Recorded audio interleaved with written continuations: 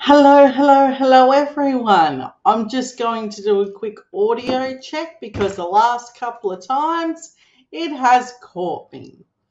So I hope everyone had a wonderful week and I'm hoping that everyone is doing well. I've heard that the people of Victoria and a couple of other places are experiencing some major flooding. I think Mum said Tasmania too. So that's going to be a huge event, and that anyone in need of help or assistance, the federal government is handing out flood assistance. Your state government also is helping out apparently with some of those things. Also, in saying that, with the flood assistance, I need you to understand that a lot of the time it doesn't even get to the heart of as helpful as what it is. I've seen what these assistance packages do. Sometimes some people never recover and they can't get home afterwards. So that's good to keep in mind as we're watching this play out. The horror show is in the initial part and then for a long time afterwards. And when all the news cycles die down, those people still don't, a lot of them still don't have a home. Here in Queensland, I know people that are still not housed and are living in either a tent or a caravan or their vehicle still from the last lot of floods. Now, in saying that, I'm not saying that the federal government's assistance doesn't help because it definitely does. But I think that we are going to tackle a major homelessness issue. So, if you have a chance, speak to your local MP about dealing with homelessness. This will be the biggest ticket in making sure that we are the difference in being a kind, respectable kind of creature that is on planet Earth, because I think we spend too long trying to keep ourselves above water when we really should be keeping everyone with us. Um, I've sadly seen people recently still homeless from this, so it's a very big plight that's going to be needed out there. Do give to your local food banks to clean out your pantry of any stuffs that you no longer need. This is going to be a huge event, and if you know someone experiencing this is going to be a long haul. Okay, with that being the startup, very depressing, but that's the reality. Let's get into it. So, first off, I want to start off with the 40 worst tax avoiders. Now, I'm going to drop this link from Michael West Media that is going to discuss this. I'm not sure if you guys can see when I do comment here, StreamYard does have a couple of fun moments. So we're going to discuss why this is such a big deal, particularly when you look at something like the homelessness project that could be so easily funded bigger and brighter and better if people like this weren't tax dodging bad people. And I do call them bad people because if you take a look at something that Jerry Harvey said along his way, he did say that it wouldn't help anyone to help homeless people. So, thinking about it on that level, I think that it's a fair assumption that these tax dodging people need to be held accountable. Okay, so let's get into it. Okay, the very first, it's incredible to watch. So you're looking at their total income, 6 years of taxable income. I'm not sure how, I might need to make this bigger because it's not coming up as big as I was hoping. smidgen bigger. And as we discuss why I think this is so important to address, I think we're going to need to discuss legislation around avoiding tax avoidance. And I don't think you can make the penalties harsh enough to prevent this. I don't think it's just a monetary thing. I think even making them pay the appropriate money, I would stop them from being able to practice business anywhere. I would totally take away their ability to do business if this is what they're going to do with it. Granted that there's a lot of downside in doing that, the employees and other things that come with this, and the tax and the revenue that is created within these companies. But I think something does need to be done. For instance, when you have a look at ExxonMobil, now why do they not pay tax? Have a look at how much money they earned, and then have a look at how much tax they paid. None. Virgin Australian Holdings, why did they not pay tax? Just because. Vodafone, Peabody Australia, don't know what that one is. CBH Grain Industry. Like, there's a lot here, guys, and I don't think that this is going to be something that can leave our minds as we're dealing with crisis after crisis, and these companies, on top of the $1 trillion of debt, I, I don't think these companies are inclined to be the helpers, the lifters of our taxable burden.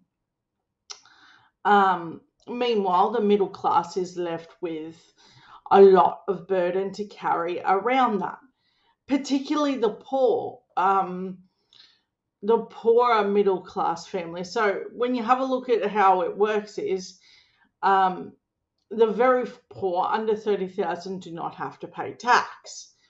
But if you're a middle class family between 80 to 100,000, right, you are paying the most taxable income in the nation.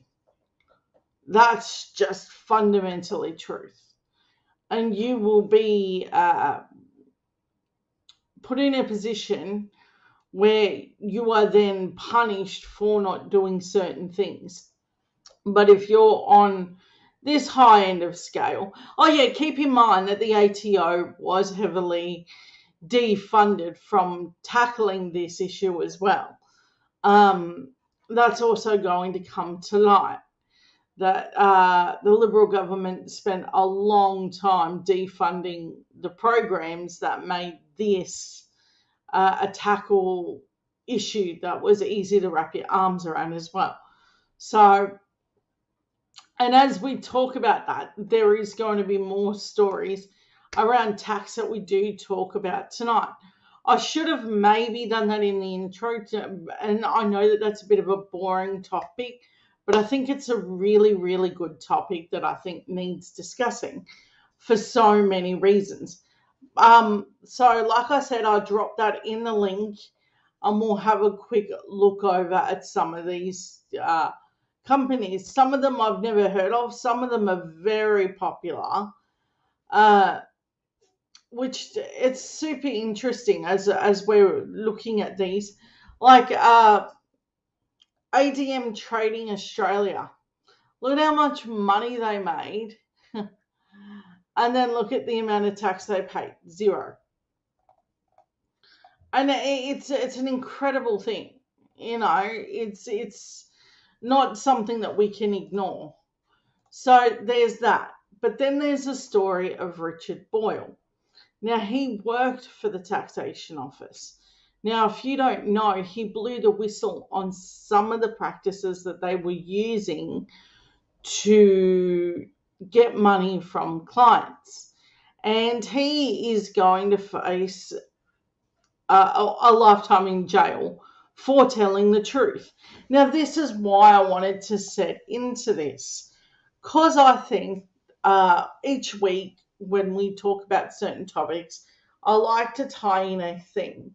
for me tonight, it's going to be corruption and tax and how we talk about those sorts of things.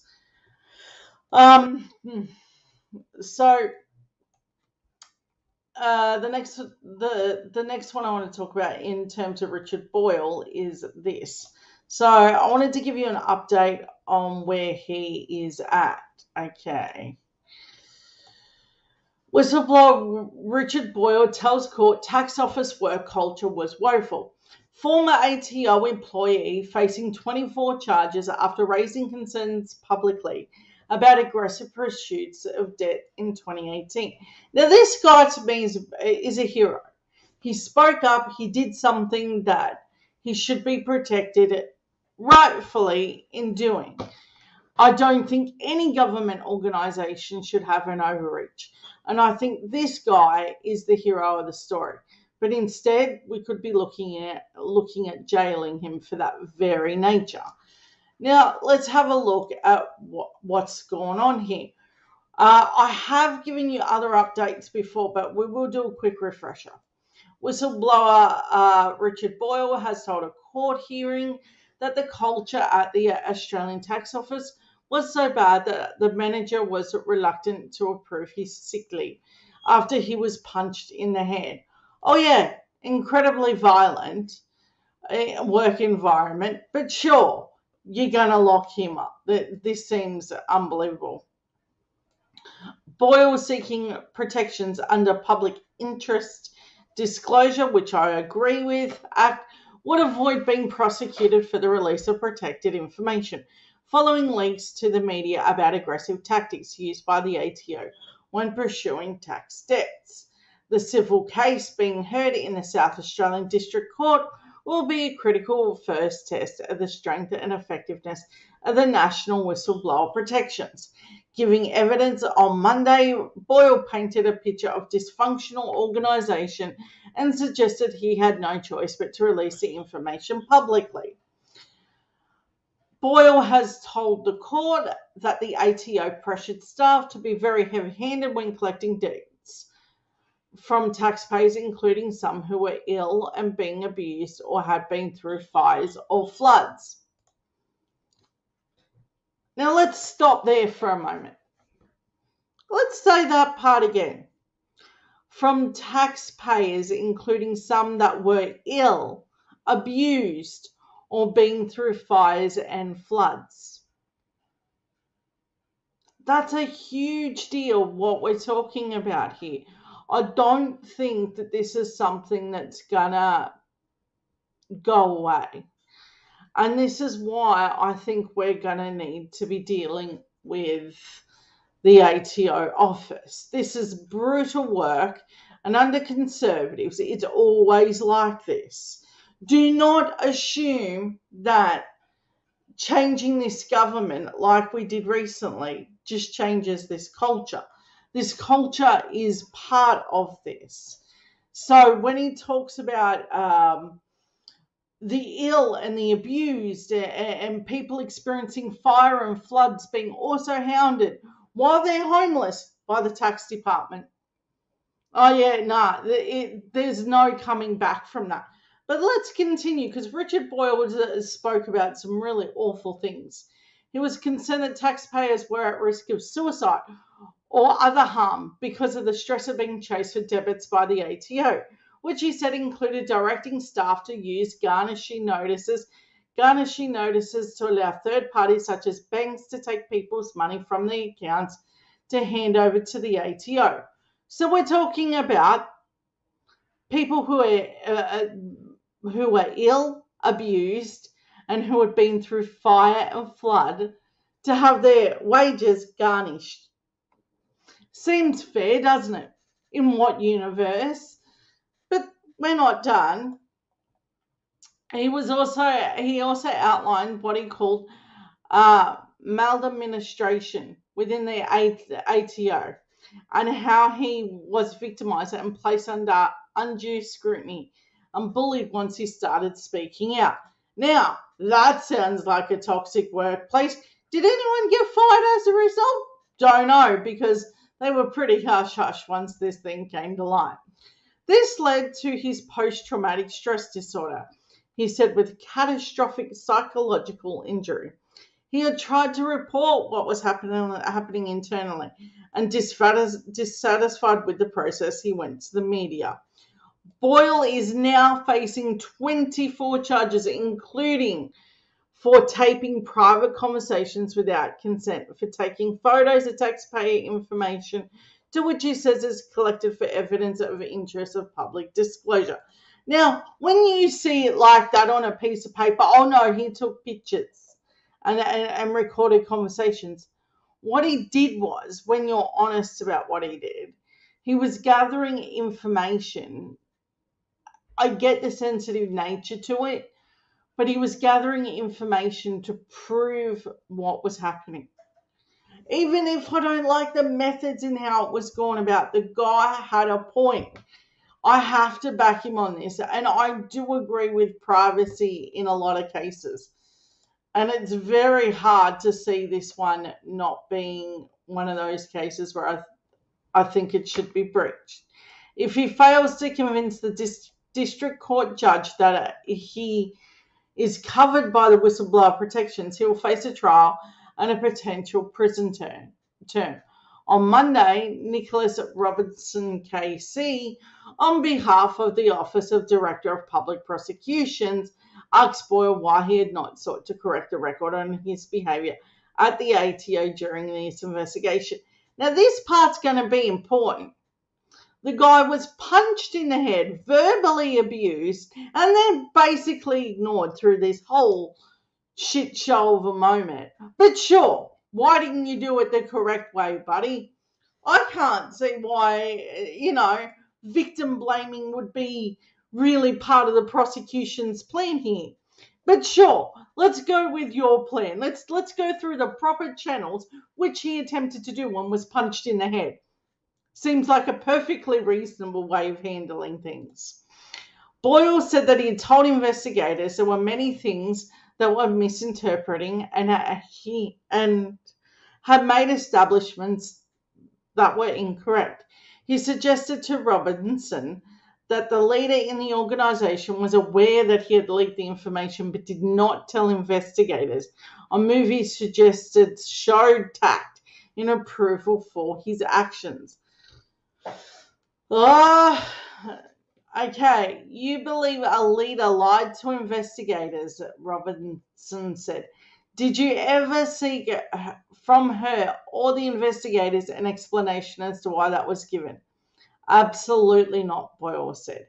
He then suggested that the ATO had a poor culture because when he was punched in the head in a public altercation in 2016 and had to go to hospital, his manager told him he would not get sick leave.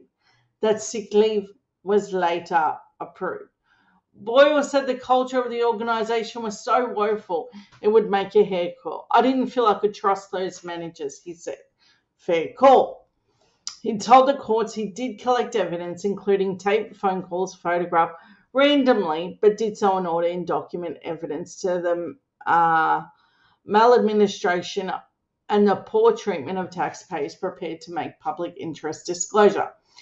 He taped conversations rather than taking notes, he said, for both of his own lawful interest, but because it was in the public interest to do so. It would be unequivocal and objective evidence rather than my hand-taken notes, he said, adding that it was clear to him that people in the tax office would lie about what had been said. Right? But we're not done. So, in saying that, there has been a development.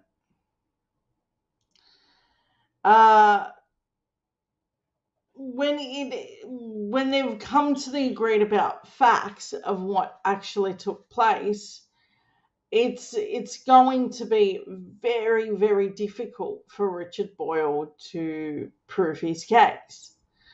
And in saying that, it's going to be a closed door event through some of the hearings. Why? Because of some of the stuff that he's going to say does impact real taxpayers, real information, and has some real disclosure parts. Now, as much as public interest there is, can you imagine the poor person that had all of their stuff already taken from them, ruthlessly attacked by the tax office while they're experiencing an illness, abuse, or had gone through flood or fire, and then to have to enjoy this? So some of this is going to be understandable. So I think that that's going to be a case to watch. And I'm hoping that all of you with me are with me on that. Okay, so next one up, I want to talk about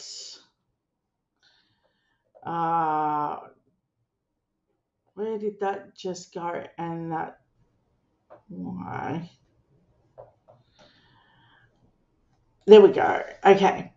ICAC on Aboriginal Land Council. Now, typically these things don't normally reach the level of ICAC, but when something doesn't look right, you can bet your bottom dollar. This is why I said it would be corruption, tax office, that sort of thing. And the more that we go through the night, I think you're going to see what I'm talking about. Okay, so we are going to talk about this. Aboriginal Land Council corrupt, ICAC says. Sham property agreements drawn up by lawyers working for a New South Wales Aboriginal Land Council worth more than $1 million landed former senior officials in hot water with the state's Anti-Corruption Commission. Now that's going to be big news because these things are typically very kept close to the chest of particular ministers, and the reason for that is that this money is very hard to tap into. So if you because a lot of these projects don't happen the way that they're supposed to be, there's a lot of grifting that goes on. The New South Wales Independent Commission Against Corruption, ICAC, found that 4 people devised a scheme involving the purported sale or development of properties owned by the I can't pronounce that properly, Local Aboriginal Land Council, ALC. The corrupt conduct resulted in handsome payouts of more than $1 million from the sale of the 3 properties. The ICAC said in the report released Wednesday. ICAC's investigation, dubbed Operation Skyline, said former ALC Chair Debbie Dates and former Deputy Chair Richard Green were complicit in the fraud committed between 2014 and 2016. The scheme involved former Tax Assistant Commissioner Nicholas Petroulis falsely reporting that a company he controlled, Gow's Heat and Option Purchase ALC, properties that could on-sell to another party. His associate, Despina Bacchus, prepared false contractual documents. She had undeclared conflict of interest, and she was a solicitor for the Land Council while also representing Gow's. Mr. Petroulis' conduct included improperly rewriting ALC board meeting minutes, helping to prepare the sham agreements. Gow's purported option was then sold to a third-party Sunshine Property Investment Group for more than $1 million. While Sunshine had been informed that the bulk of the money would go to the ALC, all of the funds instead went to the pockets of Mr. Petroulis, Mr. Green, and Mr. Barkis. Mr. Petroulis ultimately received more than $600,000, Mr. Green around $245,000, and Miss Barkis nearly $180,000. Miss Green and Miss Dates, the former ALC chair, signed on the contractual agreements with Sunshine on behalf of the Land Council, despite lacking authority to do so. Other board members and staff were unaware of the transaction. The Commission explained that the entrenched poor governance and a breakdown of communication made the Land Council vulnerable to corrupt conduct. ICAC is seeking advice from the public prosecution on whether charges should be laid. So that is going to be a huge story. I think that no matter which way you see this, it's big. But next one I want to talk about is Ruby Princess. Now, the other thing I should put out there too is that we're talking about New South Wales a little bit tonight too, because this is to do with how things were handled in New South Wales as well. Because remember, Peter Dutton blamed New South Wales for the Ruby Princess saga. New South Wales Health blamed Peter Dutton for this. Keeping in mind who is truly responsible for our borders, the federal government. So when the Ruby Princess saga happened and they were allowed to embark here without any COVID checks, this was bound to lead to death and horrible, horrible outbreak of COVID. So when we talk about this class action from the people of Ruby Princess, I think we're going to see how big this thing could have been. And the operators are responsible because they allowed this ship to embark, even knowing that the ship shouldn't have even gone out, knowing that there was an outbreak of COVID. So let's have a listen to see what went on here. Oh, no sound for some reason, even though I clicked it. The lead plaintiff's barrister, Ian Pike SC, has told the court today that an outbreak of COVID-19, which occurred after the Ruby Princess arrived back in Sydney, was not some accident, but was very likely to happen because of events preceding that ill-fated voyage. Now, there were about 2,600 passengers on board the Ruby Princess, and after it arrived back in Sydney, more than 600 people tested positive for COVID, and there were also 28 deaths. Mr. Pike has said that by the time that the Ruby Princess departed for this voyage, there had already been 2 other outbreaks on 2 other cruise ships in the company's same fleet. They were the Diamond Princess and the Grand Princess. And he said by February 20 that year, there were 600 cases on board the Diamond Princess. We've also seen today a string of emails going back and forth between some of the staff of the cruise ship company. One of them shows the Ruby Princess's senior doctor was emailing New South Wales health authorities before the Ruby Princess departed for this voyage. And she was raising concerns about an insufficient supply of masks and asking for help gaining some more. And she was also raising concerns about the number of swabs they had as well. We saw another email from Carnival's president, and that was sent a few days into the Ruby Princess's voyage, in which he was talking about the possibility of checking guests' temperatures on embarkation. He said that that was still something that wasn't being done, and he said, we've been talking about this for 4 weeks, it needs to be a priority. He even referred to it as being something that they were way behind on. Now, what's being alleged here is a breach of duties of care and also breaches of Australian consumer law. And Mr. Pike today has said that the Ruby Princess never should have set sail. Before this first day of the trial began, we also heard from Vicky Anzelatis. She's from Shine Lawyers, which is running this class action, and she spoke about the trust that their clients have put in that law firm. We're here today to seek justice for the thousands of passengers on board, to seek justice for the people that sadly lost their lives, and for the families whose lives have been ripped apart by the events that occurred.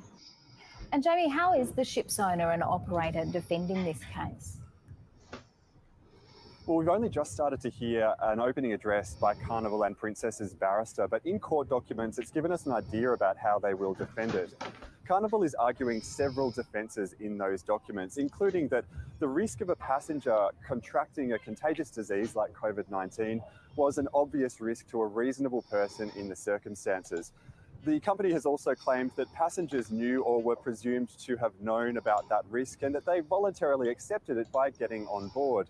The company has further claimed as well that that risk was something that couldn't be avoided by reasonable care or skill. So it sounds like there will be a lot to hear. This trial is expected to last for about 4 weeks, but it might run over that time schedule. Okay, I think that clearly outlines where we're at with the Ruby Princess saga. Now, keep in mind that there are victims that had passed away from this particular moment and weren't really equipped with the right information to deal with this at that particular time. And we're given almost a false sense of security that it would not be that bad. So this is going to be a very important case to be watching. But I want to touch on another issue for New South Wales. Police minister's brother has been charged. This is a story that I think is going to come up a bit. Now, the reason that I think this is going to come up is because we're going to be seeing how this is impacting New South Wales as a whole. I think they've got a gaping hole in their corruption. I think every state does, but I think New South Wales particularly has some issues regarding this sort of stuff. This comes off the back last week, us discussing another level of corruption. So if you want to go back through the playlist and find that of all the videos that I put up of this sort of stuff. So take a listen and see what we're at.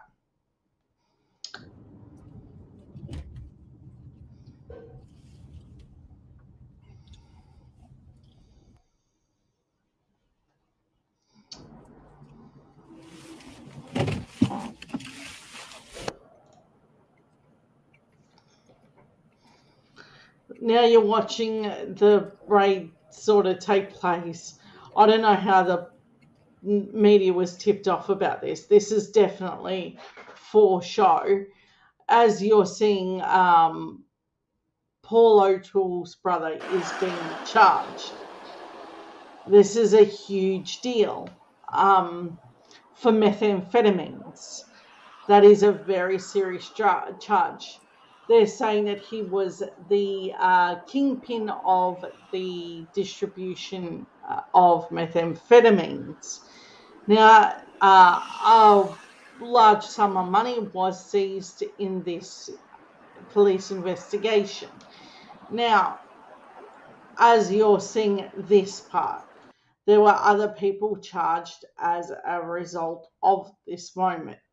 Hold on.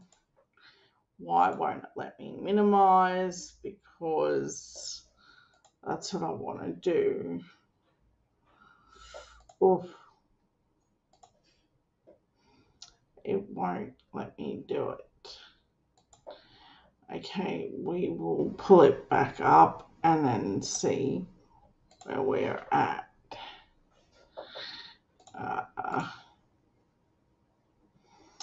Okay, stop sharing. It won't let me out of the big screen. F11. No. Okay. It's not gonna let me do it. I really wish I hadn't done the big screen on it now, because now it's not gonna let me out of it. Alrighty. There we go. Let's have a look. The brother of Police Minister and Deputy Premier Paul O'Toole will remain behind bars after being charged with directing a criminal drug organisation. Joshua Toole, 38, fronting Newcastle local court Thursday after being charged with the 8 serious offences related to supplying drugs through an illegal criminal syndicate. The Belmont North resident was arrested on Wednesday morning during a vehicle stop. As a result, an extensive police investigation into the supply of prohibited drugs throughout the Central Coast and Hunter regions. Police conducted raids on the homes in Belmont North, Nords Wharf, and Wada. Oh, that's a word that's going to get me. What a bella? Oh, I've never heard of that place before. During which they allegedly located and seized $2 million worth of methamphetamine. In addition, 2 kilograms of meth, and officers were allegedly uncovered $220,000 in cash.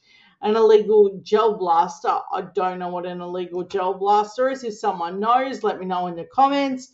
That would be an interesting conversation. The police also arrested a 24-year-old woman, a 43-year-old man, and a 42-year-old man in relation to the drug supply ring.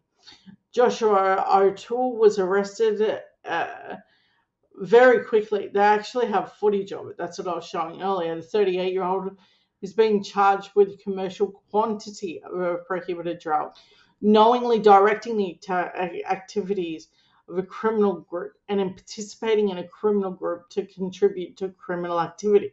5 counts of supplying a prohibited drug on an ongoing basis. He did not enter a plea. The 8 charges when faced court on Thursday. The police minister's brother also did not apply for bail after spending the night behind bars on remand. Now, I'm going to say this in relation to that. As the arrest was taking place, the police minister at that time was making a speech on this sort of thing. Now, you can call it a wee coinky dink, or you can say that he knew on what seems very obvious that he knew. I'm saying that outright. It looks and smells like a rat, and it was a deliberate throw out their story to cover any tracks or connections to his brother. In my opinion, it doesn't make it right, and it is not in any way factual with any proof to prove that. But that is my opinion, and I stick by it. So there's that. Okay. Now, if you have been watching the Bruce Lehman trial, he is charged with raping Brittany Higgins. Now, if you have a look at the way the media is spinning it, they're pretending like it's her trial, like she's actually on trial. No, she isn't. She is in the sense that she has to take the stand and talk about the events and that sort of thing. But ultimately, it's Bruce that will face the court, and pretending like it's her trial is an odd thing of the media. Well, let's have a look at what Rupert Murdoch did in relation to this. I don't know where it went.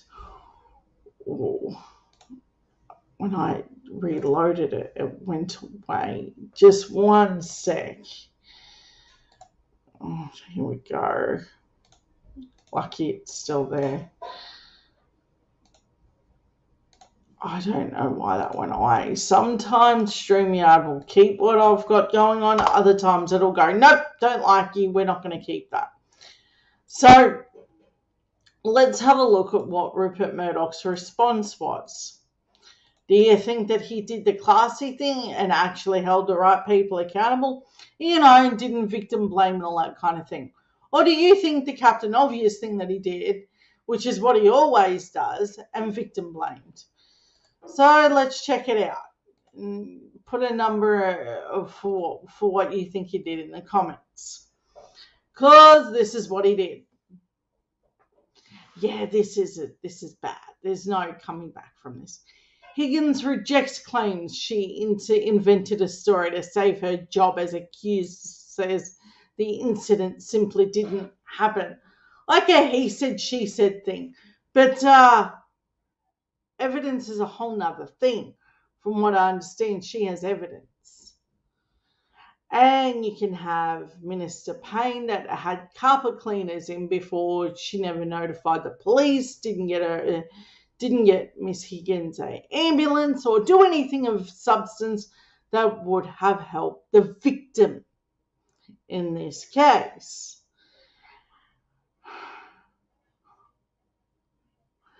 And then you got Rupert Murdoch doing some sort of disgraceful he said, she said kind of thing, It clearly is evident by the fact that it reached this level of interest for the court that there is a lot of proof.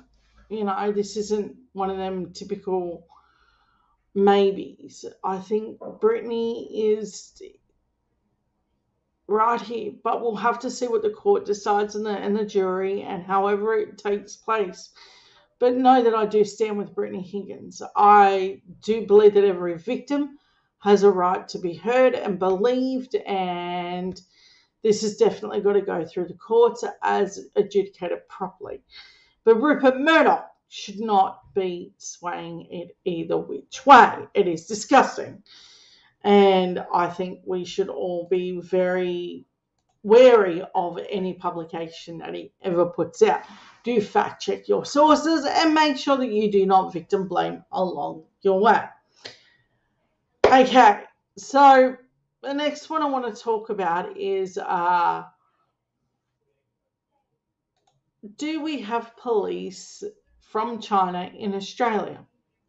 And what are they doing here and how could it shape how other nations respond to their citizens around the world? This was in a time when we had this very anti-China rhetoric from the LNP that were in power at the time, and they were doing a lot of blustering talk that was getting rid of a lot of trade agreements like barley and wheat and wines and all sorts of things that were harming businesses. But in the background, they had this little thing going on. And make no mistake, there's no reason for this kind of thing going on. I think it's underhanded. But, the LNP may have done a deal on one of them WeChat things, which is why I think we need to look at some of his ministers. We'll have a look into that. ICAC certainly should. China is establishing overseas police presence in Australia and around the world. Beijing has set up overseas police outreach operations. Now, isn't this typically what your embassy is for? The embassy is that deliberate reach out. So why would they need police, Chinese police? That doesn't make sense. That doesn't stack up to me. But I don't think it's just me that disputes this. Beijing set up overseas outreach operations in more than 80 cities across the world, including one in Australia as part of a global security push under President Xi Jinping. Belt and Road Initiative, acronym BRI. The report of International Human Rights Safeguard Defenders released earlier this month revealed that Chinese police had set up overseas police service stationed in countries including the United States, Japan, Spain, and France. The police stations in some instances have been called 110 overseas after China's emergency hotline number.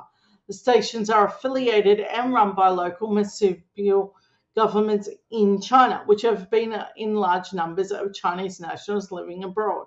For example, the southern eastern city of Fuzhou, which has estimated 3 million residents living overseas, has a police overseas service station in Parato, Italy, and Barcelona and Spain. China authorities have said the stations, sometimes called contact points, provided a service to citizens such as renewing national identification cards. Again, embassy. I will enlighten you into what an embassy does. That. passports, driver's license by using facial recognition technology. But human rights groups fear that police officers could also be used to target dissidents from abroad to compel or people to return to China where they could face potentially politicized trials. Contact point in Sydney. Following the release of the report, the ABC discovered that official contact point has been established in Sydney by the Department of Public Security in the Chinese city of Wenzhou in 2018. Because I think New South Wales has had a problem for a long time. I think you're going backwards. And I think that you're worth more, Sydney. New South Wales as a whole, I think you're worth more. I think you're worth so much, I want to flip you red. I want to make sure that the LNP feel the pain of this one. This is not a first time that they've made these grand postures of no one is tougher on China than us, and then allow something like this to happen. So imagine this. This is why I think it's an overreach. But it's not just this. There are many other things that they do. They ruined a lot of business interests for a lot of people, and they were allowing things to be said and done to people that were here. And it's just wrong. The Chinese authorities have not responded to the questions about activities that take place in Australian contact points. The ABC is not aware of any evidence that has been utilised for any activities suggested by the Safeguard defenders about the overseas site. The Sydney operation was trumpeted in an official establishment ceremony in 2019. Yeah, that's right, they had a ceremony for it in 2019. But flew under the radar in the Australian international press.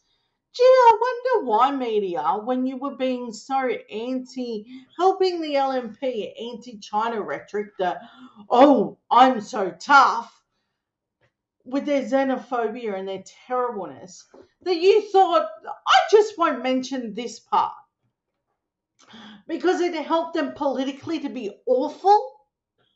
Nah, there's just, you helped a very dodgy LNP government well along the way. There's no excuse. At the ceremony, the police chief, Lu Ji, said that the contact points are broad connected to a city where a positive response to Mr. Xi's Belt and Road Initiative, but does not have a BRI agreement with China. The police in WeChat. Yeah, I think that this is going to be a real big problem. This has been known to deceive people, this particular app. Now, this is going to come up more and more.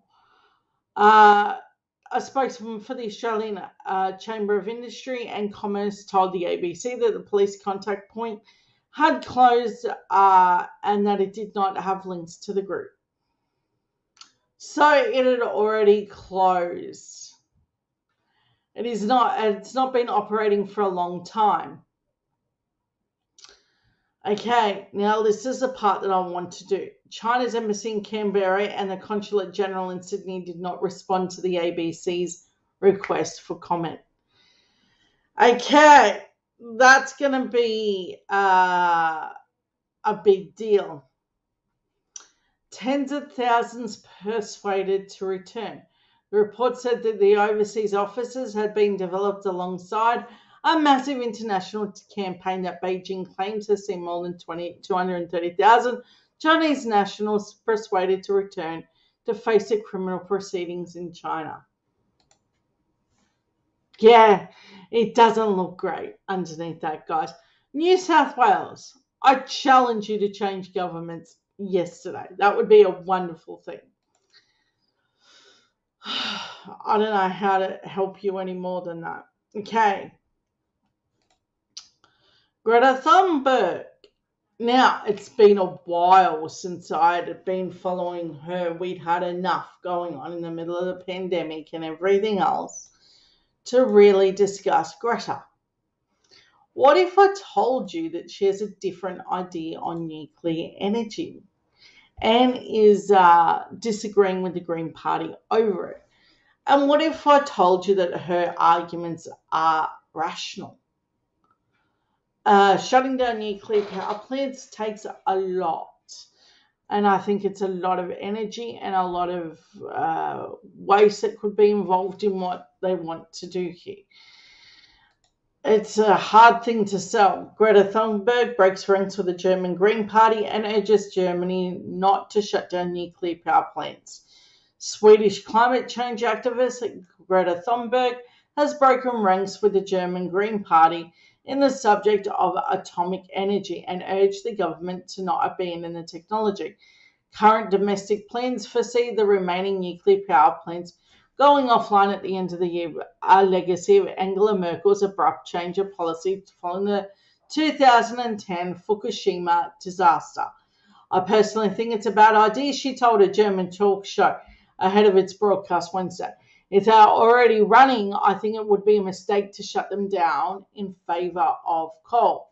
The Greens' Robert Habeck said the government's vice chancellor, along with the country's most popular politician, had led to sustained criticisms over the energy policy.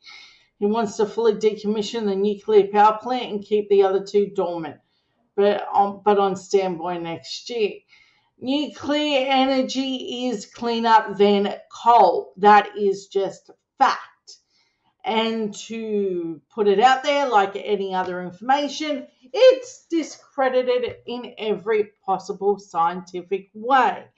Therefore, I stand with Greta Thunberg on this issue.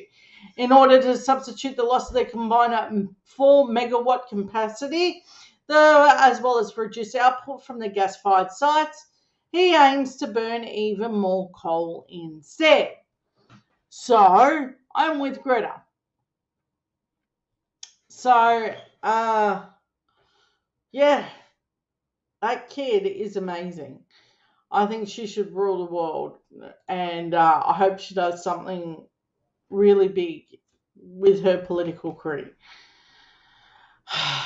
Okay, one of our final stories I want to talk about tonight is Liz Truss.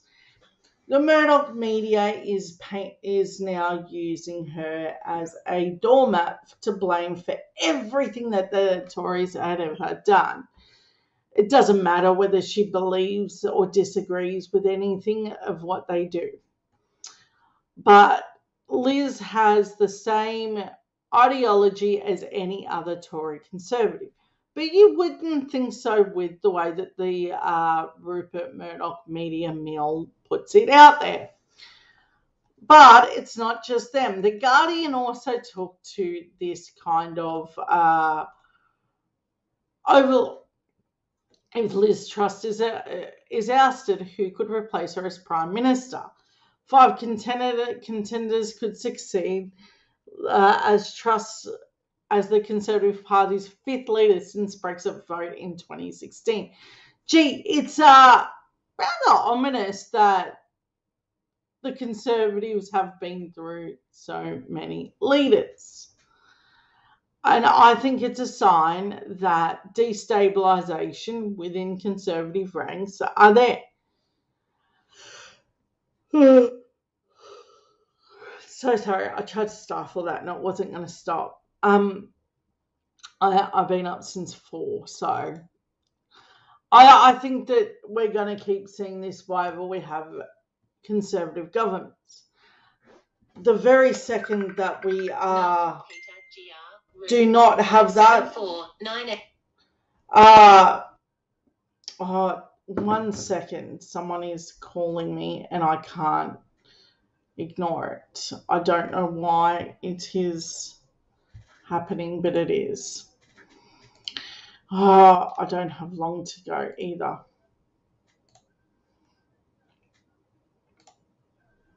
It's not going to stop. Okay, there we go. All right. So in saying that, I think that we are going to see this destabilisation within Conservative governments for a long time. no matter which way we like to think that we're angling. Um, because why? One moment, I just need to deal with this. I need it to stop. Oh, okay. So, okay, that's hopefully that stopped in our last 5 minutes. I would like to see a stable government, and I don't know if Jeremy Corbyn can overcome the slanderous way that he has been treated over the years around this very issue over England, because they've called him all sorts of names, unsubstantiated, and they've accused him of being all amount of things, and it's quite disgusting actually when you think about it, because it worked even effectively with people on the left. And the moment people started to wake up as to what his role is within the left, because he's the most far left leader that they've ever had, and I think that that part's going to come up. And I don't think they should have to change leaders, but they did do a lot of damage to the left movement. And it has stymied any idea of anyone else taking over. I don't want to look at this as what happens to Liz Truss. I want to look at it as why are we keeping the Conservatives? It's a weird conversation that we're still having. Why keep the weird Conservatives acting the way that they do? So in saying that, I would like the narrative to not be about who's leading the Tories and who's going to take over if Liz is ousted. I want to look at having a real vote that people get a say in. And here's the thing, in England, voting is not compulsory like it is here. So only the two extremes come out. And the left need to come out and vote hardcore to get rid of the Tories. But we even need Conservatives to stop being a Conservative for a while and realise that their values aren't what they used to be. And even when they were, it was abhorrent. Conservatives have never ever had your best interest at heart. Even if you're a rich person, yeah, sure, you'll get that tax break, but you know what you'll also get? You'll also get higher crime. You'll also get problems with homelessness.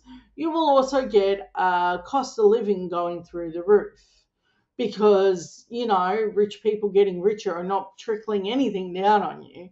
So therefore, I think the conversation needs to definitely change around where do Conservatives really fit in society, and is it fair to have a society so heavily weighted for the rich?